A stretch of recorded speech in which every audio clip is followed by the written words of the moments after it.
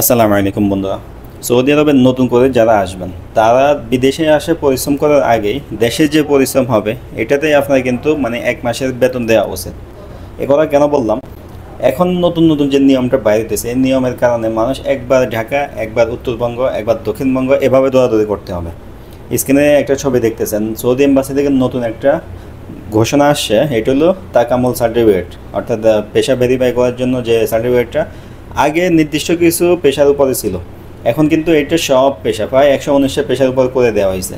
আর দুর্ভাগ্য হলো এরকম, এটা পাশ হয়েছে 2 দিন আগে আইনটা, কিন্তু পাশ হওয়ার পরের দিনই কার্যকর হয়ে গেছে। আজকে আমার এক পরিচিত ভাই ওনার বইটা এম্বাসিতে জমা দিয়েছিল, কিন্তু আজকে ফেরত দিছে, বলছে যে তাকামুল সার্টিফিকেটটা বাধ্যতামূলক লাগবে।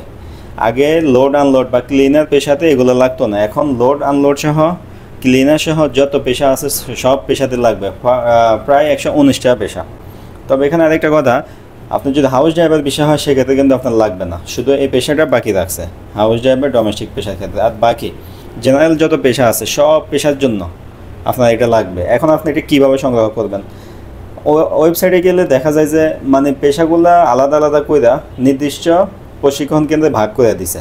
এখন লোড আনলোড পেশা যদি আপনার হয় তাহলে কি করতে হবে? আপনাকে যেতে হবে উত্তরবঙ্গ, নীলফামারী।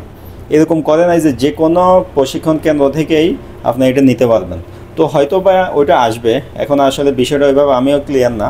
আর 2-1 দিন গেলে ভালোভাবে বুঝতে পারবো যে আসলে যে কোনো প্রশিক্ষণ কেন্দ্র থেকে আপনি নিতে পারবেন কি না সার্টিফিকেটটা। যদি এরকম হয় যে হ্যাঁ নীলফামারী আপনাকে যেতে হবে, লোড আনলোড পেশা অনুযায়ী যদি প্রশিক্ষণ কেন্দ্র ভাগ করে তাহলে কিন্তু ঝামেলা হয়ে যাবে, বিশাল বড় একটা ঝামেলা হবে। তো এখনও ওই জিনিসটা শিওর হইতে পারি নাই, অনলাইনে গেলে দেখায় ওয়েবসাইটে, লিঙ্কটা আমি দিব, আপনারা দেখেন। কিন্তু হয়তো বা এটা আপডেট করতে পারে, তারা মডিফাই করে যে কোনো প্রশিক্ষণ কেন্দ্র করতে পারে, নাহলে কিন্তু মানুষের একটা হয়রানি, বিশাল হয়রানি হবে। ধরেন আপনি থাকেন চট্টগ্রাম, এখন আপনার পেশা হইলো লোড আনলোড, এখন কি আপনি উত্তরবঙ্গ নীলফামারী যাবেন? এটা তো একবারে মানে অন্যরকম একটা ব্যাপার স্যাপার হয়ে গেল। আমি জানি না এরকম কেন হইতেছে সৌদি আরবের ভিসার ক্ষেত্রে। এমনিতে তো ভিসা কম, আবার বিএমইটির ক্ষেত্রেও ঝামেলা। এই যে জুন মাসের পর থেকে বিএমইটি আবারও ডিমান্ড লেটার লাগবে। ডিমান্ড লেটার কি এটাই এখনও আমরা বুঝে উঠতে পারি নাই, কই সংগ্রহ করবো, কফিলে বললে বুঝে না। এখন আবার নতুন তাকামুল সার্টিফিকেটের জন্য ঝামেলা ফেলাইছে। আসলে সৌদি আরবের বিষয় কি বন্ধ করে দিবেন নাকি এটাও বুঝতেছি না। এত কিছুর পরেও সৌদি আরবে আসার পরে মানুষ কি প্রতারিত হইতেছে না?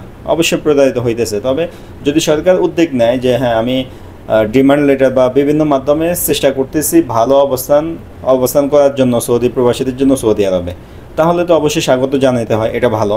তবে যেভাবে ঝামেলা একটার পর একটা হইতেছে এটা আসলে মানে বলার মতো না। সৌদি ভিসার ক্ষেত্রে এরকম হইতেছে, এখন সার্টিফিকেট বাধ্যতামূলক লাগবেই লাগবে। তো আপনি কি করবেন? এজেন্সি যে বিষয়ে প্রসেসিং করতেছে তার সাথে কথা বলবেন যে আসলে কাহিনী কি, আমি কি নির্দিষ্ট প্রশিক্ষণ কেন্দ্রে যাব নাকি যে কোনো প্রশিক্ষণ কেন্দ্র থেকে আমি এটা নিতে পারবো। জিনিসের জেনে শুনে এরপরে আপনি অনলাইন থেকে আবেদন করতে হয়, আবেদন করে পেশা ভেরিফাইয়ের জন্য আপনি পরীক্ষা দিবেন, এরপরে সার্টিফিকেট নিয়ে এরপরে এম্বাসিতে পাসপোর্ট জমা দিতে হবে, নাহলে কিন্তু আপনাকে ভিসা দিবে না, বই ফেরত দিয়ে দিবে। এটা কনফার্ম, ইতিমধ্যে বই অনেকেরই ফেরত দিয়ে দিছে। আর অনেকের এমন দুর্ভাগ্য, এমন কপাল খারাপ, একদিনের জন্য তারা পায়নি। একদিন পরে যদি এটা কার্যকর হয়তো বা তারা বিষয়টা পেয়ে যেত, কিন্তু একদিনের জন্য তাদেরকে বিষয়টা দেয় নাই। তো এই ঝামেলার কারণে অনেকের মেডিকেলের মেয়াদ শেষ হয়ে যাবে, আবার মেডিকেল করতে হবে, মানে অনেক ধরনের ঝামেলা, বাড়তি টাকাও গেল, সময়ও যাবে, অনেক কিছু আর কি। তো আসলে বিদেশে আসতে গেলে তাদের আইন তো মানতে হবে, কিছু তো করার নেই।